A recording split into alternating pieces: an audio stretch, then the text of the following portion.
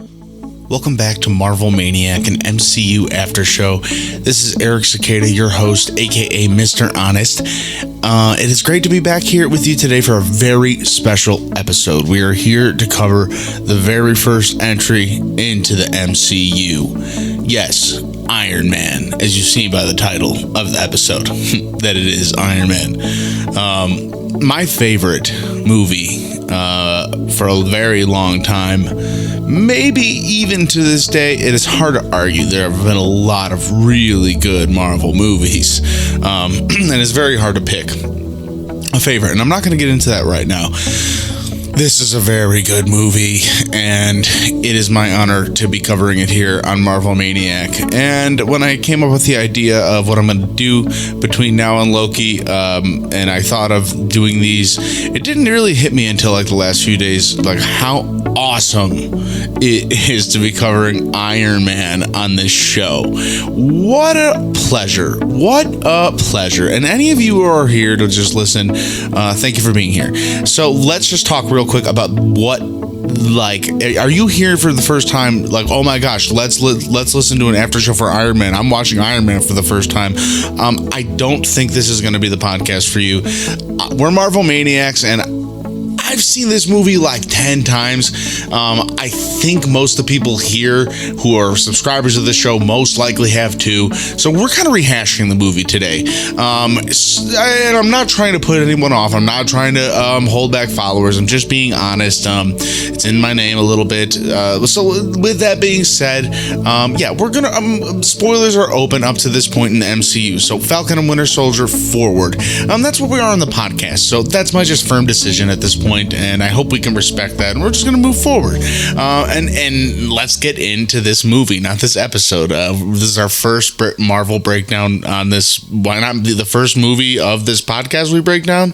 Be the first movie in the MCU. Jon Favreau brings it in, as he always does. Jon Favreau brings us Iron Man.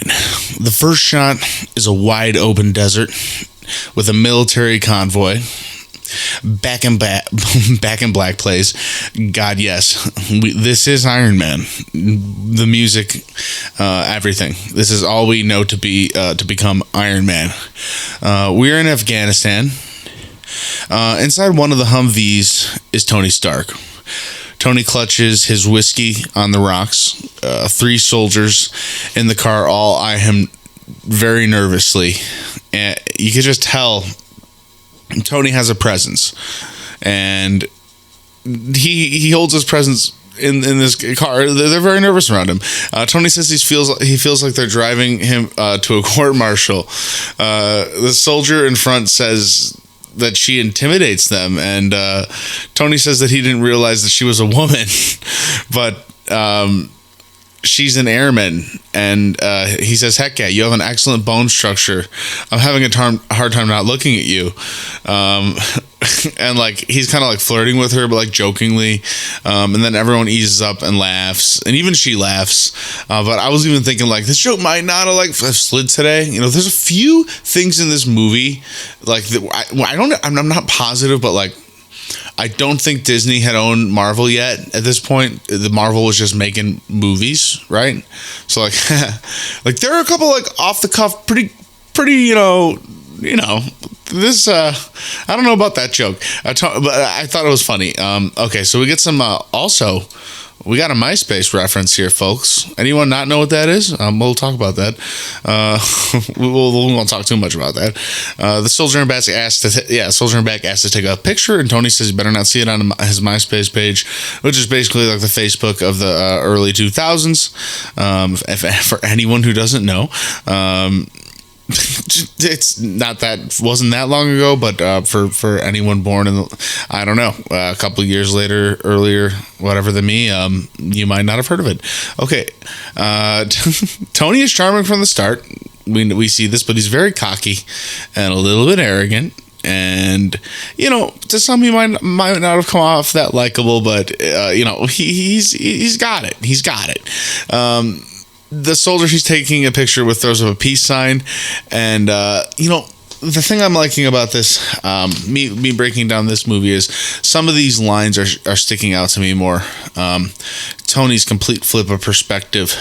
Sure, I love peace. I'd be out of a job with peace.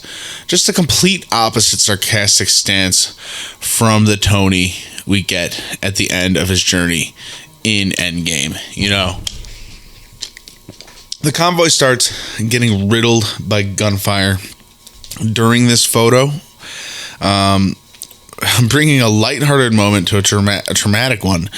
Watching the man Tony was taking the picture with get shot just outside the vehicle. And it's just, it's hard to watch. From this moment, it's completely clear that this movie is more than your average superhero flick. We're seeing this, like, from when I was seeing this in theaters, this is when I was like, I'm captivated and I'm into it, and I remember being in theaters just knowing this is the moment I was like, this is a pretty good movie. Even without any superhero stuff, I was into it. And I usually don't like when movies do the flash forward and then back couple days thing. Usually not a fan of it. But this movie does it okay. Tony's stunned, gets out of the vehicle and dodges bullets, and he gets to a rock to make a call on a very of the times phone, but it wasn't of the. I remember at the time that phone was still kind of cool and like the coolest phone of that time. A Stark Industry missile lands next to him. Reminds me very much similar to like Wanda when she was a kid and she saw the missile land next to her. See, this is why I want to just open up the discussion to all of the MCU, because we just talked about that, on WandaVision, and Tony getting, I don't know. See, I don't know if Wanda ever would have seen that Tony got that slick justice like served right back on a plate to him, and that's how he did become Iron Man. If she would have even ever gone that dark to begin with, but like these characters would never even if they ever even gotten a room to sit down and have those conversations. This episode's going to be so long if I go down every bullet point and talk like this. Okay, Tony wakes up being held captive in a cave. Okay, Iron Man. I just want to give this movie the justice it deserves in this conversation points, but I'm gonna get to the beats. All right, Las Vegas, 36 hours later. At an award ceremony, we learn from an early age that Tony is like the guy in the mega, like the announcer over like a montage of like Tony's epic pictures, and he's like looking really cool, like holding his hands out, like doing really we do see this picture of him like later in like Spider-Man Far From Home. We like see these pictures like all throughout the MCU. There's like pictures of Tony on like magazine covers. And we learned that he gained his genius from his father, Howard. Now, we get a couple of recastings in this movie. This is the first ever MCU movie. We got to be kind of forgiving on some recastings. This is not the same Howard Stark we get forward in future casting, but it's okay. It's a fine Howard Stark. I'm fine with it. Howard did die in a car accident.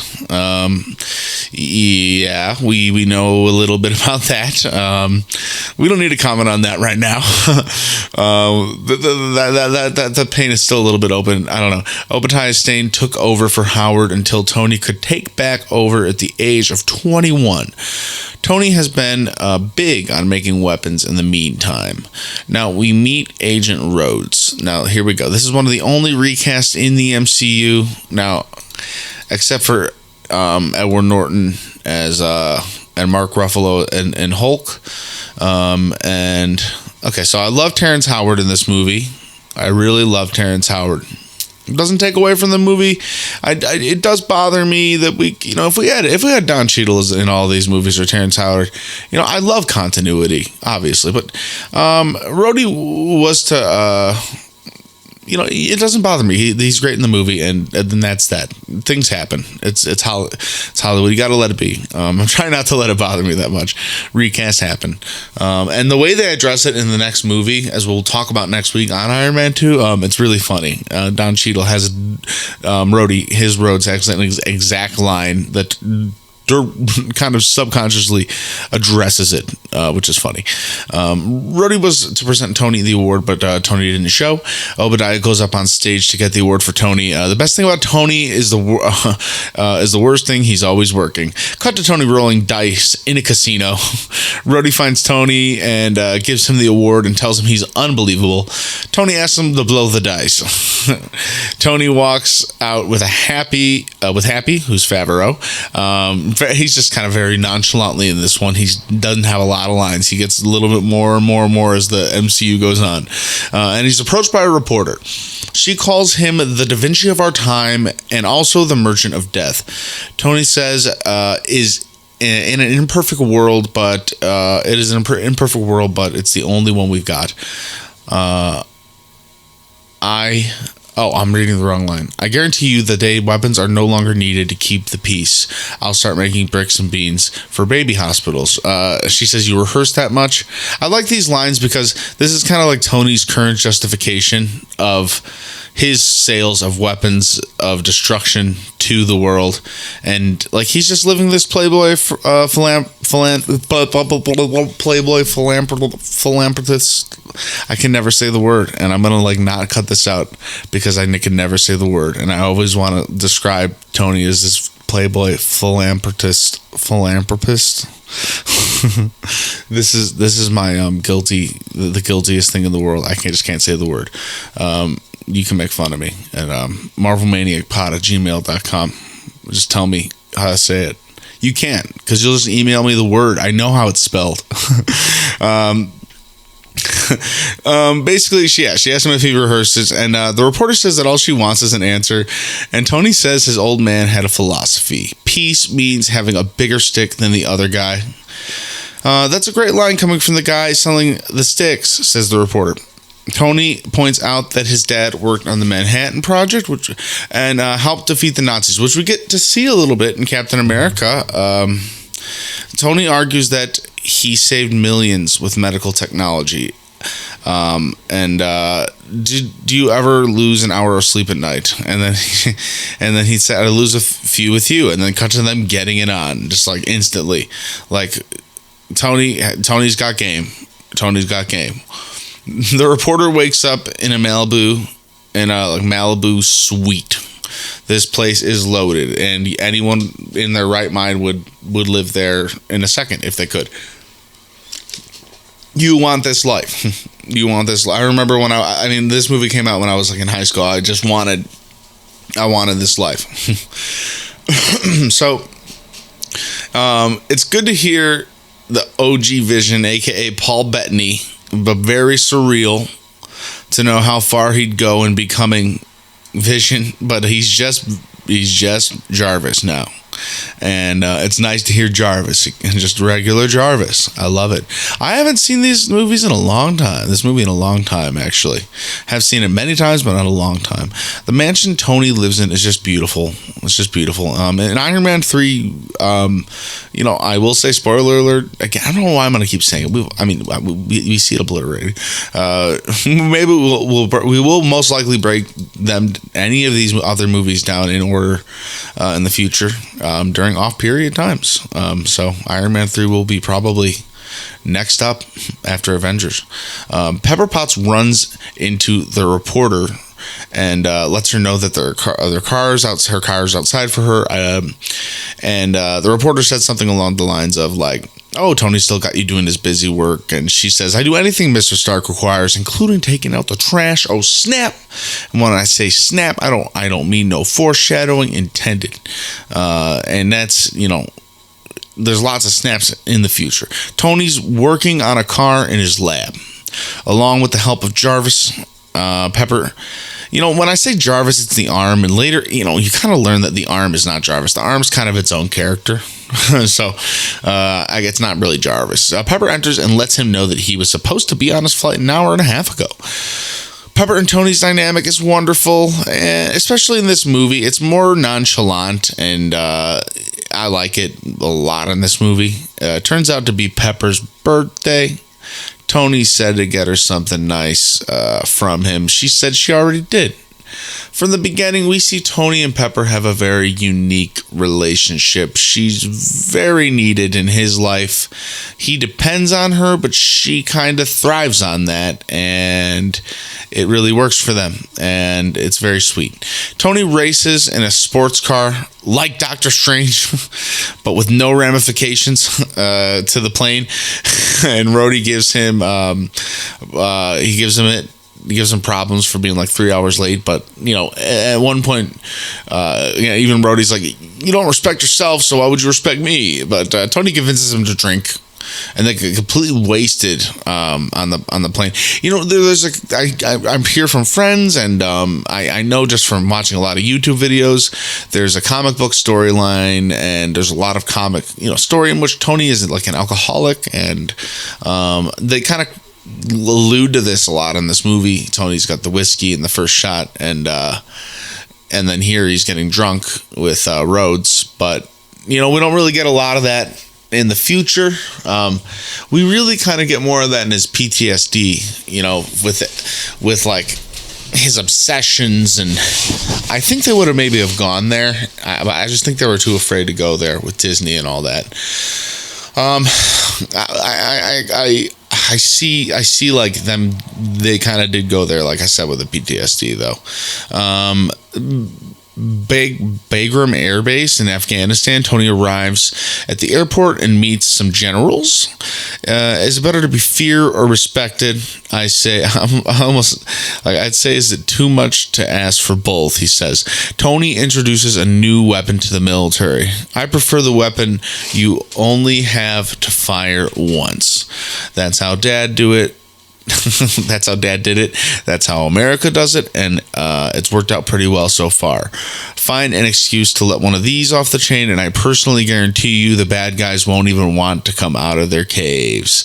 One single rocket breaks into many small rockets and dramatically falls behind him and does this like really, it's like this atomic explosion. Like it says like, I'm not gonna make a noise. It's really big and powerful, but like silent, but like you could tell. I almost said silent but deadly. What am I doing? It's huge, but when they fall behind them, he lifts his arms up. That iconic shot of the missiles falling behind him. It's epic, very cool. Tony Stark he's a badass. He's a badass, but he's a little, he's a little oblivious to what's happening around him, as we soon come to find out. Tony gets in the Humvee, back in black, gunshots, and we are back at the beginning of the movie. See, it didn't take that long. We just needed a little action in the beginning, and I like the way they did that. Not too bad. So Tony's being operated on, and Tony wakes up with a blue not with the blue. He wakes up with a tube in his nose. He pulls it out, and just so gross. It just takes so long. It just takes so long to get out of his nose. You think it's gonna like take a second, and it just takes like 5 to maybe 10 seconds for him to get the thing out of his nose. Gross. He sounds so thirsty, like literally so, like he actually sounds so thirsty the way he like grasps for the water, and then the water knocks over, makes me thirsty. Tony tries to move, but his chest is connected to a battery. The acting here is so superb by RDJ. Like I can't even overemphasize, because I feel like I feel in pain. I don't want to like him moving like his chest from the battery. It makes me feel like don't move, you're gonna rip your chest off and die. Like there's a bald man shaving that tells him that he shouldn't move. The man's name is Yinsen, and as the man cooks, he explains to Tony he removed shrapnel and saved his life. There's still a lot left and headed to his atrium septum, and Tony has an electromagnet on his chest, keeping the shrapnel from his heart. The terrorists enter, and they want Tony to build the Jericho missile for them, and we've seen how powerful the Jericho missile is. Tony refuses, and they immediately start to put his head underwater and torture him. They take Tony outside, and Tony sees many crates that read Stark Industries on them. So Tony is really shook by this. Abu Bakr is one of the leaders. They tells Tony that if he builds the Jericho missile, he will release Tony. Tony shakes his hand and agrees, but says out loud, he won't. And Yinsen also says he won't. In their prison/cave, Yinsen says that his people are looking for him, but they won't find him like Tony's people. And he asks if this is the way Tony wants to go out. Because Tony looks very discouraged. It almost looks like Tony wants to give up in the cave at this point. The last act of defiance will this be the last act of defiance of the great Tony Stark? Or is this going to be, are you going to do something about it? And this moment is awesome. Think about like just the impact that Yinsen has on Tony right now. Maybe just all of the greater MCU. If Yinsen didn't step in here and like maybe amp Tony up, what would have happened? Yinsen got Tony thinking, and he gets the terrorist to believe he's working on the Jericho, when in reality he's starting to make history in that cave. So before he can really even work on an Iron Man suit, he has to work on something else, something for his heart. So Tony detaches a missile warhead with a thin tool, then learns that the group is holding them in... Tony learns that the group that is holding them is the 10 Rings. I don't know if we're going to hear anything about these 10 Rings and Shang-Chi and the 10 Rings. Marvel doesn't really cut corners in continuity. I mean, we get a guy later in this movie that ends up in Spider-Man Far From Home, and he's literally referenced in this movie. I don't know if they'll tie it in at all. Knowing Marvel, they will. Tony pulls the missile apart, and he takes palladium and says he needs 1.5 grams. Basically, starting a working montage. There's a lot of awesome montages in this movie. Yinsen pours molten liquid. Tony works on a very intricate tiny metal parts, and he adjusts the dial. He then adjusts the dial, and the small pod on the desk shines in front of him brightly. He says it's a miniaturized arc reactor. He's got a bigger one back home running his factory. It should keep the shrapnel out of my heart. Yinsen says it could run his heart for 50 lifetimes. Tony says, or something big for 15 minutes. Tony shows Yinsen drawings of a human exoskeleton. Yinsen's just so on board. He just wants in on this. I love it. Tony and Yinsen are on camera like this whole time, so they're like kind of having to really work around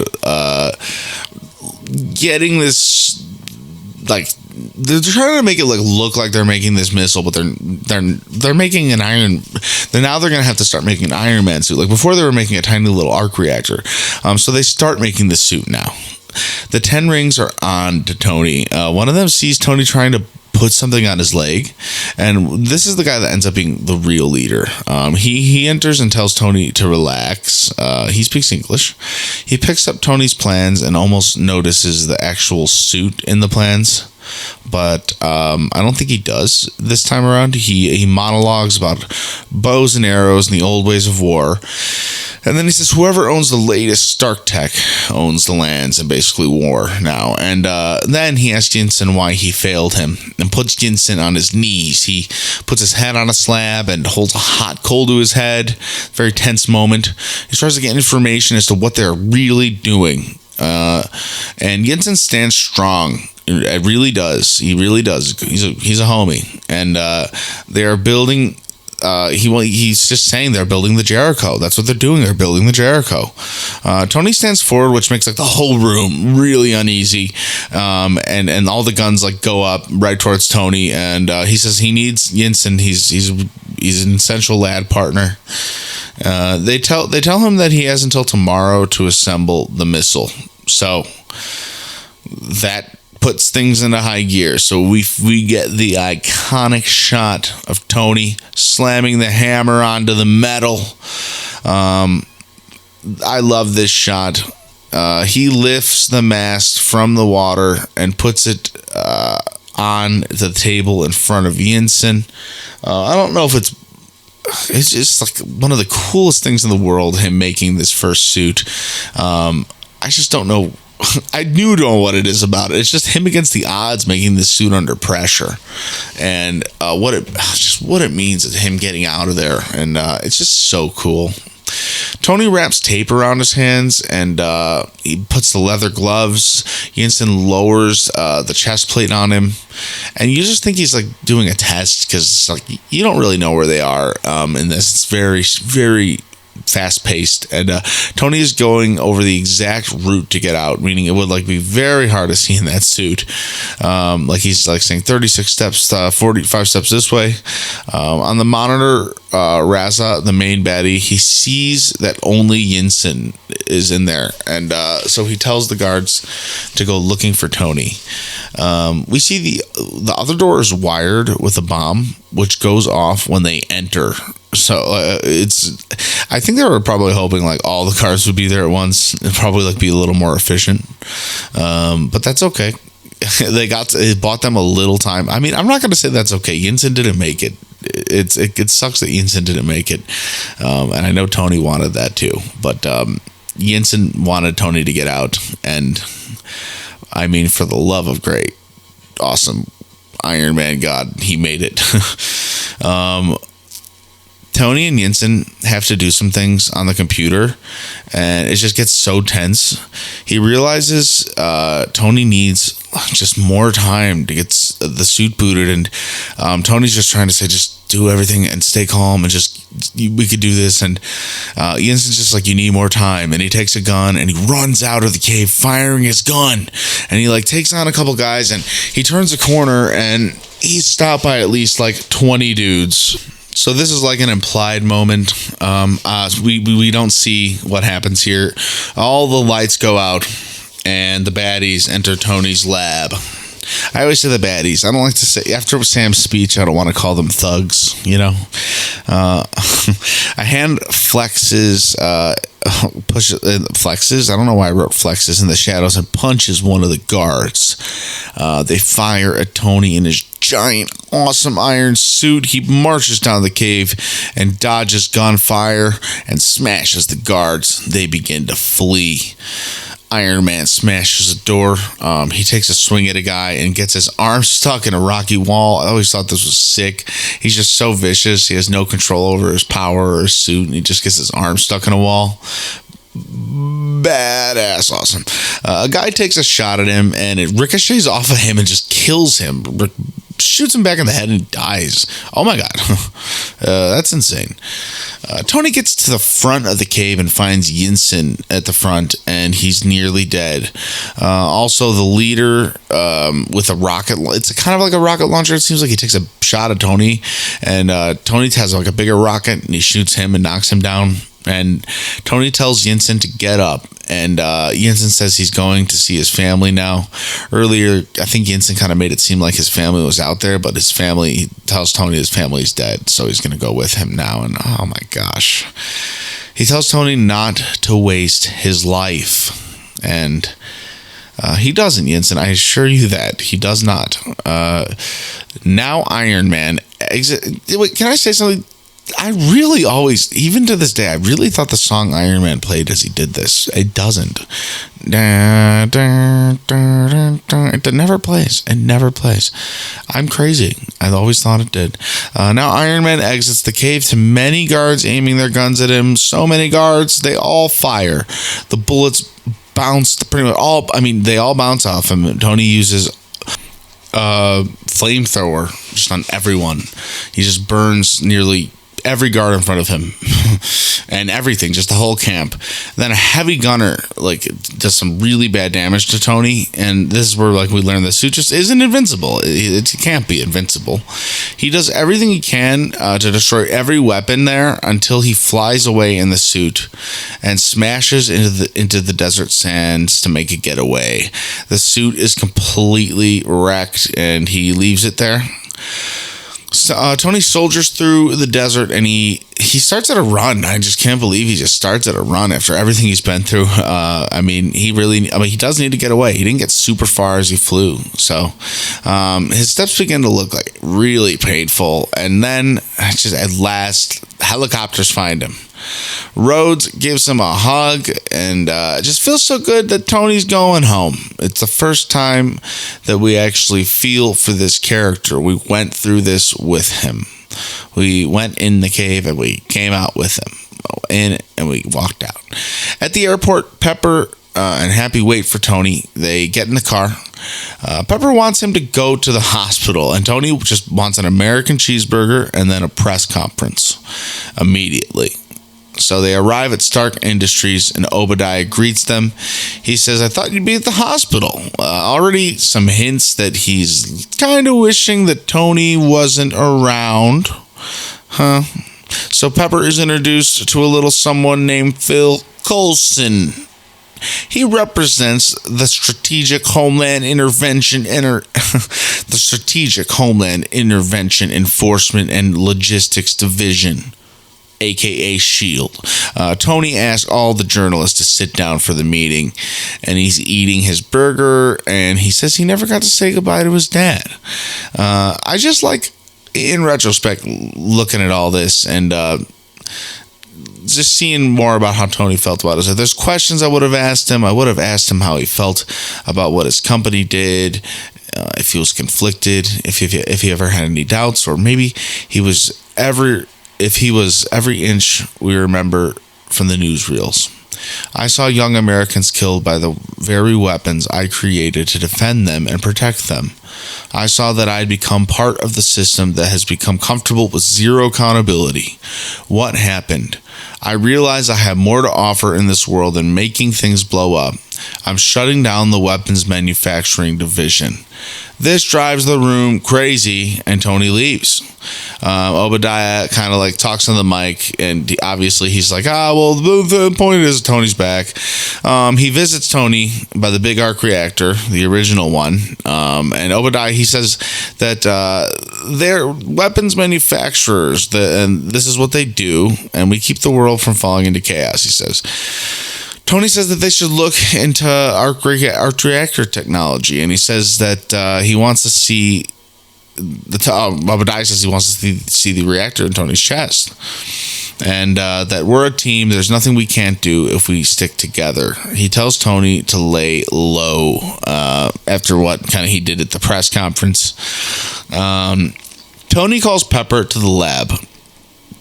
He's holding the reactor, and he tells Pepper that he needs to swap them out, and he needs her to lift a wire out of him. Not too on the spot, Pepper. No pressure, no pressure. She reaches in reluctantly and says there's pus, and says he says it's plasmic discharge. Whatever, it's gross. She pulls out a magnet, and he goes into cardiac arrest for a second. He says she shouldn't have pulled that out, and I don't understand how if she shouldn't have pulled that out. How can the other one operate with her pulling that out? I don't know. Oh, that always bothered me. It makes me uncomfortable. The acting is superb because of how uncomfortable I am. She puts the battery in, and she asks what to do with the original reactor. He says to throw it away, but she walks away with it. I'm gonna be honest. Even though I know there's a whole storyline with this. In this own movie, knowing what happens in Endgame, with this reactor, and just breaks my heart. Makes me want to cry. Cut to Tony visiting Rhodes, talking to a group of pilots. He tells Rhodey he's working on something big, and he wants him to be a part of it. This isn't for the military. It's separate. Rhodey tells Tony he needs some time to get his mind right. Tony kind of nods, but that's not going to stop Tony from doing what he's doing. Back at the lab, Tony opens a new project file called Mark II while looking over a 3D hologram of Mark I, the one he worked on in the cave. Tony's tech was always captivating. The CGI in the MCU, it's never pushed too far, in my opinion, past its capabilities of the time. Making all of the movies timeless classics, in my opinion. the movie cinematics look so solid, and it's aging beautifully. I love this movie because it's telling a real story about a real human being becoming a superhero. This is what it's all about, folks. This is the rodeo. This is why Infinity War is a solid movie, because we get to know the story about the guy that ends up landing on Titan, fighting that big old purple monster with that gauntlet. This is the story of that guy who gets there, and how he became that guy. I mean, look at, he's just barely making this suit right now. I mean, how does he become that guy in 10 years? It's insane. So I just love this. And the fact is that the cinematics and the CGI and the way Jon Favreau uses real, the way they made this movie, it looks so solid, and it ages great. So, meanwhile, the Ten Wings, they triumphantly discover the Mark I Iron Man suit, where Tony crash landed in the desert. We just cut to see them seeing that, and we cut back to Tony, and he's working on his new Iron Man boot with Jarvis. Later, Tony wears 2 boots, and he is on his camera. He grips these controllers, and he says, with 10% thrust capacity, and he does a little boot lift off, and it just flips him backwards, and he hits the wall, and he falls flat, just falls on the ground really hard. Tony works on his arm plate, and on the projector, in the shot, we're seeing this, his arm thing that he puts on his arm, and then we see it in real life. We see the iconic Iron Man palm blaster for the first time, and it's a flight stabilizer, as he refers to it. Pepper visits him, and he blasts it, and it throws him back. Obadiah visits Tony and brings him back a pizza from New York. He says the board wants to rule Tony out because he has PTSD. He tries to convince Tony to let him look at the reactor. Tony refuses and goes back to his lab. Tony goes to 1% thrust capacity this time instead of 10, and goes to a slight hover. This looks pretty good. He's getting a hang of it. And then he goes to 2.5, and then he's stabilized. So he starts to move around the room a little uncontrollably. Cool to see him so out of control of the suit, like I said. But then he gains some semblance, and he puts his arm to the sides in classic formation, Iron Man formation. And then he just brags, yeah, I can fly. He's proud of it. Tony suits up, and the mask is on. The iconic shot inside of Tony's helmet. From the beginning of the series, we get this. This movie wouldn't be the same without these shots. We get to see Tony's reaction inside the suit. This is used all the way through the end of the Iron Man series, the Avengers series. We don't even think about the fact that we're looking at RDJ's face in the box. In a box much bigger than the face, tight helmet. It's a box. It's just the perfect imagination of his face integrated into the story. Brilliant. We don't think about these things because it's just such a good technique for the movie. How amazing is that? I love it, and I can't praise that technique enough, because if it wasn't integrated, if we didn't get to see inside the helmet, and we didn't get to actually witness the reactions of Tony in these moments in the suit, and we just saw a CGI Iron Man running around, and we only heard him, it would not be the same movie. We need to see Tony in the suit. We need to see the reactions. It only makes more sense, and the fact that was cared about and thought about, and this cleverly made, shows how seriously wonderful the MCU is, and the potential, and I'm just so happy. Hey, that's his name. Jon Favreau's name in the movie is Happy. I'm happy for happy. Wonderful Jon Favreau. So Tony just gets Jarvis fully uploaded into the suit. The arms and legs, they just flap around, and Tony decides to go for a test flight. This movie rocks. I just wrote, this movie rocks. Tony spirals into the sky across the Malibu coastline. He gets a close view of a kid dropping his ice cream on a Ferris wheel. I mean, for a second, it looked like he was just aiming at the kid, like with rockets. But like, you know, like he was like aiming at him, like he could have like shot a rocket at the poor kid. Tony all of a sudden wants to break the record for highest altitude ever. This is Tony Stark.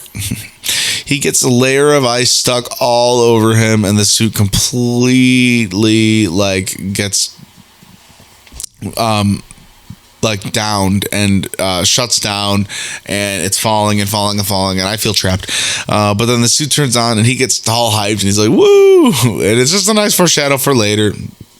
He does it to Obadiah. He gets home, and he says, "Kill power," and almost lands on the roof, but lands through all 3 floors of his house. And there's this running gag where he's like telling the fire extinguisher not to hit him because it was running early, but the fire extinguisher hits him in the face. It's funny, really funny stuff. Me saying funny isn't as funny. I do realize that, but I laughed in the moment. It was a good, funny moment.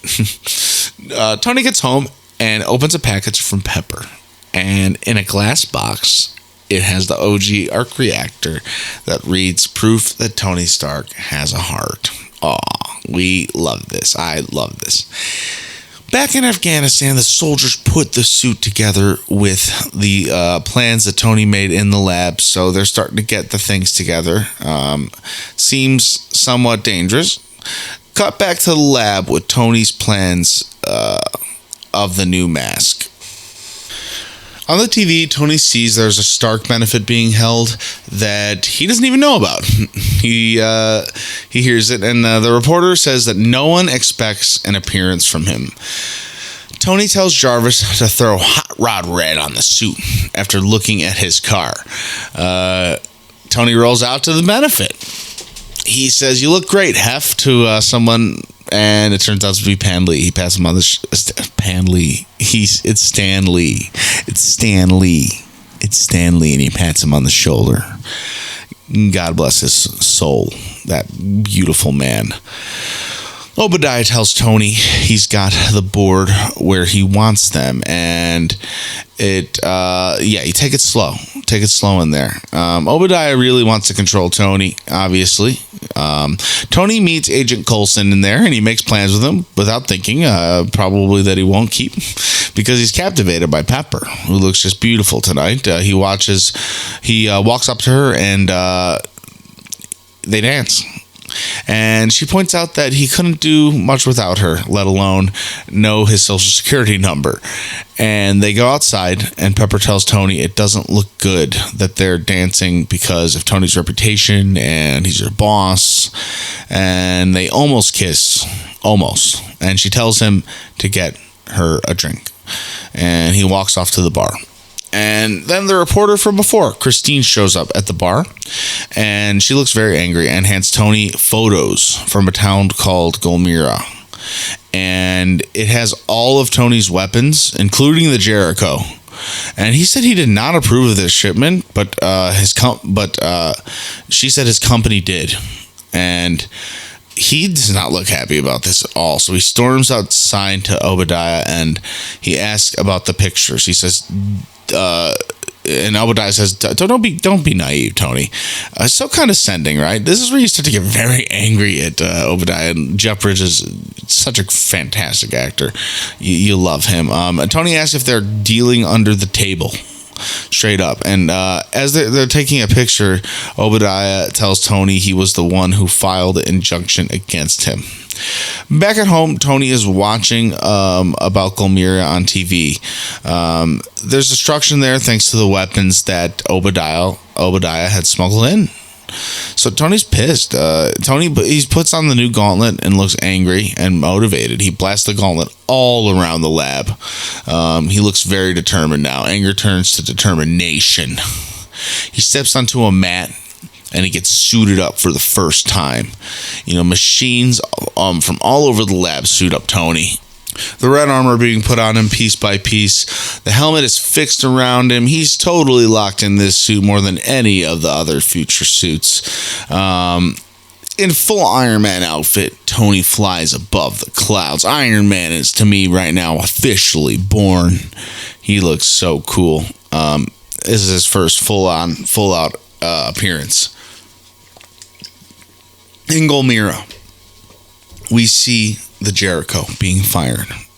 The soldiers fire their guns. It's just all chaos. It's the worst you've seen it. They put people in their trucks.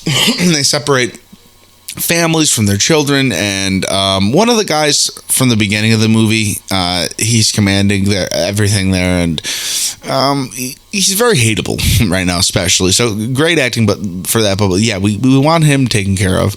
He's kicking this poor father. He's pulling him away from his kid, and you're really angry at this. But Iron Man drops in at the perfect moment.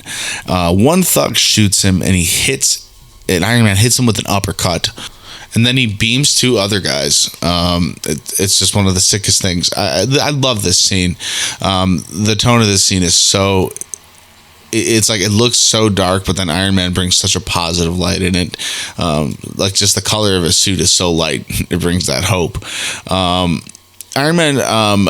he notices that there's some baddies using hostages for cover.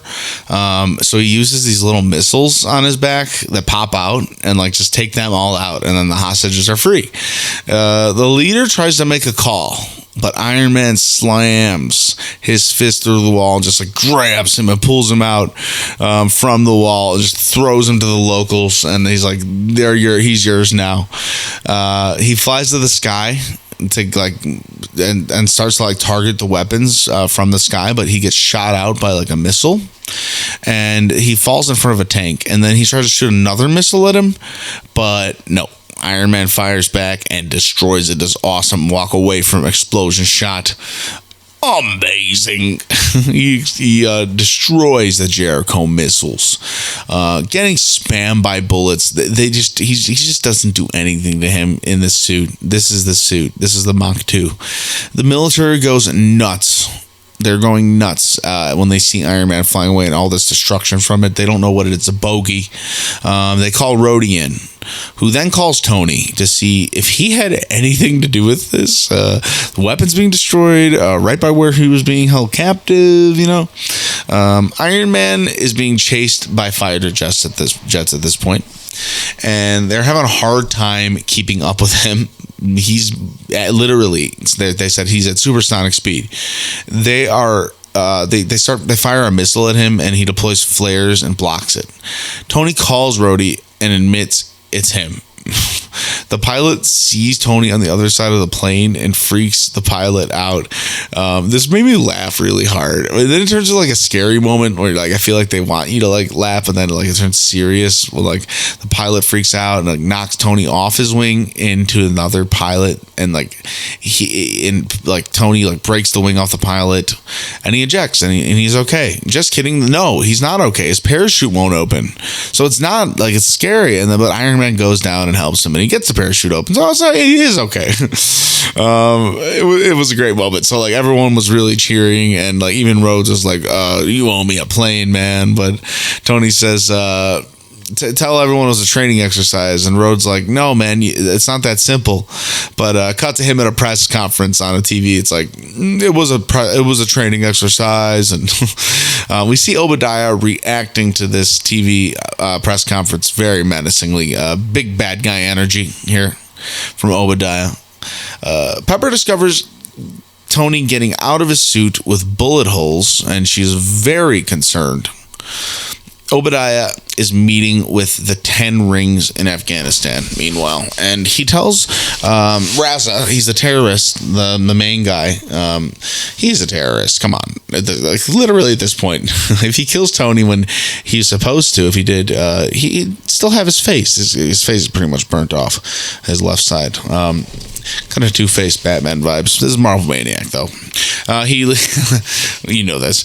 We can still like Batman. What are we talking about? He leads Obadiah to a tent where Tony's Mach 1 suit is assembled. He tells Obadiah that Tony has mastered the suit. because he pretty much witnessed Tony destroying all the Jericho stuff. He tells him that they have a common enemy. He offers him the suit and the plans for the suit, that Tony made up, as a gift. And in return, he just wants an army of iron soldiers. Nothing cynical. He just wants to own the lands of Afghanistan with iron soldiers. They're both bad people, but Obadiah still puts a sound device, paralysis device, to his ear, and his ears go blue. So that means he's safe from it. He takes out all of this guy's people, and he makes a call to set up a prototype. So he's making his own Iron Man suit. I would like some Iron Man soup. If anyone ever has any, I'm sure it'd be like there's a kid's Iron Man tomato chicken based soup. If anyone had any, let me know. MarvelManiacPod@gmail.com. I'm sorry, ladies and gentlemen. We're having fun today, I hope. Back at the lab, Tony is fixing his suit. He tells Pepper he needs her to go get files for him. He said that there's the next mission and nothing else, which makes her quit because she said he's going to kill himself doing this, going to get, retrieve all these weapons in this suit. Like, she sees the bullets. She's not stupid. She's not going to be a part of it. Tony says he's not crazy, and he says he knows what he's doing, and he has to do it, and it's right. And this is where we start to see this mentality that Tony kind of carries with him throughout the rest of the movies. Even it's this live or die mentality, and Pepper does accept it. Tony's a hero. Tony's almost she knows forever up until the end that Tony is gonna die fighting. Tony's gonna die a hero. It's just without a doubt. Tony will probably die a hero, or doing something crazy like this. He's not crazy. He knows what he has to do, and it's right. I like that line a lot. And they both said they're all they have. I love them. Pepper goes to Stark Industries to Tony's office to get the files. Pepper plugs in the flash drive into the computer, and she finds plans for the Iron Man suit that Obadiah was working on. She then finds Tony's hostage video. It's the Ten Rings telling Obadiah that they didn't tell him that it was Tony Stark that they were kidnapping, and he will have to pay more to kill him. He walks in, Obadiah, and then in this tense moment, he's pouring whiskey, and he walks over to Pepper. She activates the screensaver as the files are transferring, and she's just listening to Obadiah monologue to buy some time, and he says that Tony never really came out of that cave. He's very creepy vibes from him, honestly. She manages to get the flash drive. She sneaks it out with a newspaper, and he leaves. Obadiah goes to the computer and sees that she took files, which kind of freaks him out and makes him angry. Obadiah enters a lab where the scientists are working on the suit. This man shows up much later, recently in Spider-Man Far From Home, in Mysterio's crew. He tells Obadiah making the suit is impossible. And then we get the classic, Tony Stark was able to build this suit in a cave with a box of scraps. We get this reference at Spider-Man Far From Home. This poor guy. No wonder he goes insane and joins Mysterio's crew. And I love the dedication of that. This is why I say, the Ten Rings, whatever reference this is to the Ten Rings, we probably do get later. But we do maybe even get it in Iron Man 3, and I don't even remember or realize. At home, Tony answers a call from Pepper, but is immediately shocked into submission by Obadiah's paralysis device. Great choice. We just don't expect him there so fast after seeing him in the lab. You just don't expect him there. I just did not even remember that he'd be there so fast. He says, when I ordered the hit on you, I worried I was killing the golden goose. It was fate that you survived. You had that one last golden egg to give. You really think because you had an idea that it belongs to you? This makes you so angry because Tony's laying there helpless and you can't help him. He yanks the reactor out of Tony's chest. Tony, this is your ninth symphony, your legacy, a new generation of weapons with this at its heart. He leaves Tony there to die, and he tells Tony that he would have preferred Pepper lived. Which, why would you tell? Why wouldn't if you're a murderer, wouldn't you just like, I don't know, kill the guy? This would motivate Tony, obviously, to like do anything to get back and save the day. Pepper calls Rhodes to fill him in, and this brings Rhodes, obviously, there's a lot of flaws in Obadiah's plan here. He's just mad with power, I guess. Tony drags himself down the stairs to try and reach the old reactor that Pepper gave him as a gift. He almost couldn't reach it, but the robot arm helps. It's adorable. I love it. Obadiah puts the reactor that he took from Tony in his gunmetal gray suit. Meanwhile, Rhodey arrives at Tony's and finds him on the floor, and Tony flips over and he has the new reactor in his chest already, and he tells Tony that Pepper's with 5 agents, but they're about to arrest Obadiah, and Tony says it's just not going to be enough. Pepper and Coulson get to the big reactor and make their way to Obadiah's lab. Rhodey sees Tony suiting up, and he says, that's the coolest thing I've ever seen. You need me to do anything else? And he says, keep the skies clear. It cuts to him looking at the other Iron Man suit, and he says, next time, baby. It's a great shot. Ironically, Terrence Howard, that next time will only be for Don Cheadle. Coulson opens the door to Obadiah's lab. They've come across the Mark I suit that Tony built in the cave, and it's Pepper says it's smaller than I thought it'd be, and Obadiah chases Pepper in his giant new suit. Like, well, look, I didn't write that very good. Okay, it's a very haunting part where like Pepper realizes that like Obadiah is like hiding in like a corner in this giant suit, and his eyes glow, and then she starts chasing him. He's creepy. His suit is over 20 feet tall. Once they get outside, he breaks out of the ground with it.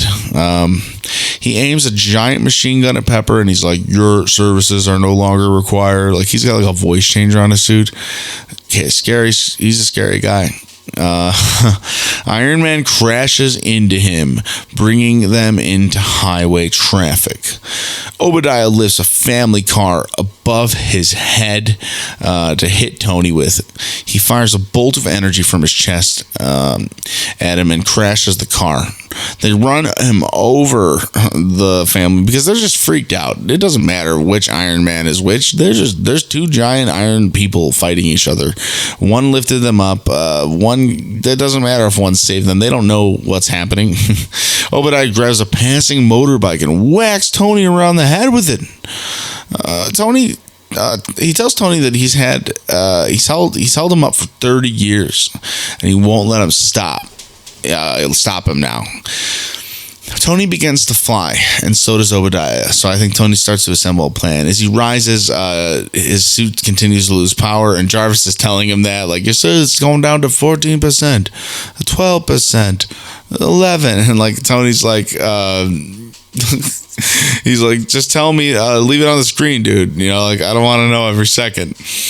Obadiah reaches out and grabs Tony's foot as they're going up and up and up in the air. And he holds Tony by the neck and he says, my suit is more advanced in every way. How'd you solve the icing problem? Tony says, and he's like, what, icing problem? And he's like, you might want to look into that. And he kicks him out of the sky. Tony barely even makes it back down to Stark Industries. As he lands, though, Obadiah makes it back to him, and he takes a swing. But Tony counters. Obadiah, he just starts to squeeze Tony like a grape. It's hard to watch. And Tony is out of power, so he can't do much. He uses flares to get loose, so this is like his last chance. So he tells Pepper to go to the main lab and overload the reactor and blast the roof. Tony rips out a cord of Obadiah's suit, and he hurls Tony Obadiah hurls Tony on the roof. He opens the suit and tells Tony he's deeply enjoying it. You finally outdid yourself, Tony. You made your father proud. He's just getting real personal now, isn't he? Pepper tells Tony it's ready, but Tony is being blasted by Obadiah's gunfire, literally in the spot that this arc reactor is going to blow.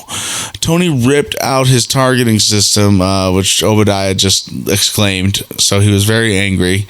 Not very angry, he's just like blasting everywhere, so Obadiah can't hit Tony. He's insisting that Pepper just push it, and Pepper doesn't want to because she thinks she's going to hit Tony. And she just does finally, which pushes Tony aside, which I think Tony knew was going to happen. Just fries Obadiah, just fries him. This explosion goes through the clouds, up, and above and beyond. It was huge. And battle won. Cut to a press conference. Tony is reading a paper with the headline, "Who is Iron Man?" And he says, catchy. It's got a ring to it, more of a gold titanium alloy, though. It's not really iron, you just gotta love that. I like that he likes the name Iron Man. He didn't don it himself. No superhero really does.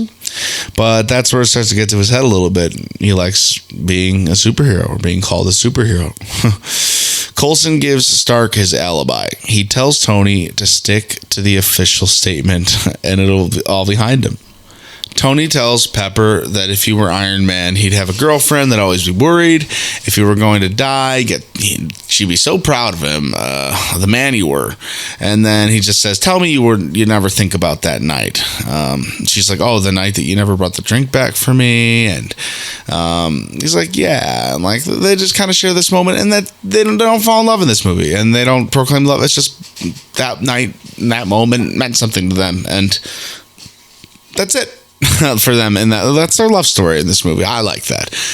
It's enough for this movie, There's a hint for more. Tony takes the stage. He said there's been speculation. I love this scene so much because he's like hinting. He's like, I never said I was a superhero. I'm not a superhero. And like the reporter's like, I never said you were a superhero. And like, he's clearly like kind of wants to be a superhero, but he is. And I don't know. He just says, the truth is I'm Iron Man. Like he lets it go. He just wants to be. He is Iron Man. This changes everything in superhero movies up to this point. The secret identity trope. It made me a little uncomfortable even as a kid in high school. Like, oh man, what? How is he going to be a superhero? But everyone knows who he is. Aren't superheroes not supposed to be known? And what does that mean? Like that. It just broke a trope. It broke a trope. Very cool. Very different. It just changed everything. And wow. Post-credit scene, Nick Fury had a shield. I'm here to talk to you about the Avengers Initiative. Classic. The initial Marvel's post-credit scene. How many more post-credit scenes will we ever have? Wow. We went through all of Iron Man. I wanted to not. I realized in the beginning I was gonna like break down every moment and think like of.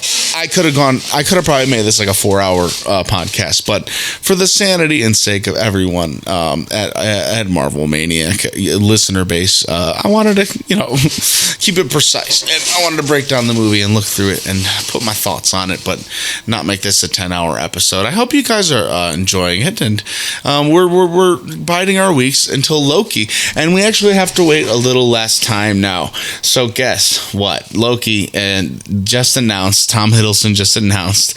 We're doing Loki's on Wednesdays. He's more of a Wednesday guy. So instead of the 11th now, Loki will now premiere on Wednesday, June 9th, meaning Marvel Maniac. Our after show will be premiering that day too. Wednesday, June 9th. So no more Friday, June 11th. Marvel Maniac will be the same day as Loki. Will be coming out right afterwards. That midnight, that very late night, I'll put the episode out afterwards. So it'll be very, very fun. And we had a very big announcement. this week as far as the future of the MCU. We have dates for movies coming up, the next movie. So, as a reminder, July 9th. I'm really happy that Loki and Black Widow won't be the same exact day, so we'll be able to have separate days for Marvel Maniacs. Black Widow, Friday, July 9th. We got Shang-Chi and the Legend of the Ten Rings, which we just talked a little bit about the Ten Rings. I'm going to assume probably a different 10 rings, but we'll learn more about that on September 3rd, 2021. We have Eternals coming out November 5th, 2021, still this year. And at the end of the year, we're going to finish the year with Spider-Man No Way Home. Can you believe it? All this year, we're going to be talking that, a Marvel Maniac. Next year, we have Doctor Strange and the Multiverse of Madness on March 25th, 2022. Thor, Love and Thunder, May 6th, 2022. Black Panther, Wakanda Forever, July 8th, 2022. The Marvels, which I'm assuming is going to be a Captain Marvel sequel with our great friend Monica Rambeau, I'm hoping. November 11th, 2022. Ant-Man and the Wasp, Quantumania, that will be February 17th, 2023. And then we have Guardians of the Galaxy Volume 3, which will premiere May 5th, 2023. Now, I'm going to also go down the list of shows. We don't have dates for these shows, but these are confirmed shows. These are confirmed shows that we will be covering here on Marvel Maniac. Official shows that will be coming out, and I'm gonna put only the shows here that are officially announced. Okay, so we have the What If series. That's the next series after Loki. It's going to be coming out this summer. It's the next series we'll be covering. It's going to be 10 episodes long. Know that for sure. The following series we'll be covering this year will be Hawkeye. Following that, this year, Miss Marvel. Three more series this year on Marvel Maniac we will be covering. What If, Hawkeye, and Miss Marvel. How exciting is that? 3 full more series just this year, along with 3 more movies. 1, 2, 3, 4 more movies. I'm not ready. 1, 2, 3, 4. I'm not ready. I mean, I'm in a way like my mind is like completely blown that there's this much to come this year. We have so much ready. I mean, and also Loki hasn't even come out yet. 1, 2, 3, 4 series left. Oh my gosh. I'm guys, Marvel Maniac, we're just getting started here, folks.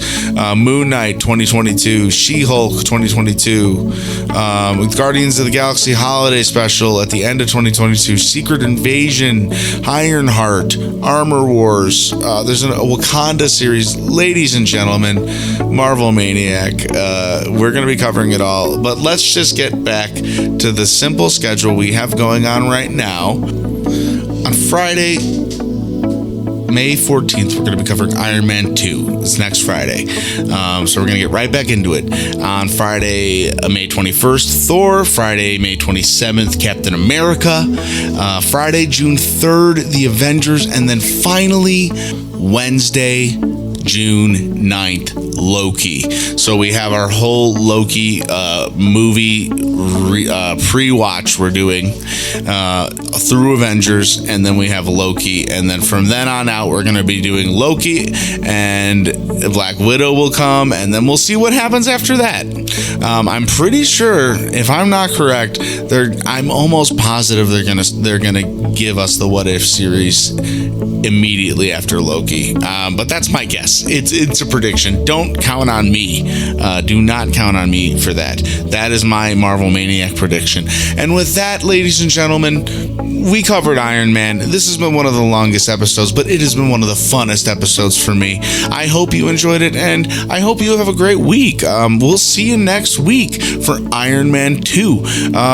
This is a unique episode. Let me know what you thought. MarvelManiacPod@gmail.com or MarvelManiacPod on Twitter. If you'd like to donate, right now the best place will be at Mr. Honest Podcast on PayPal. It keeps the lights on, goes right back into the show. If you'd like to rate the show or comment, it goes the longest way possible, and it would mean the world. Anyway, until next week, Avengers, disassemble.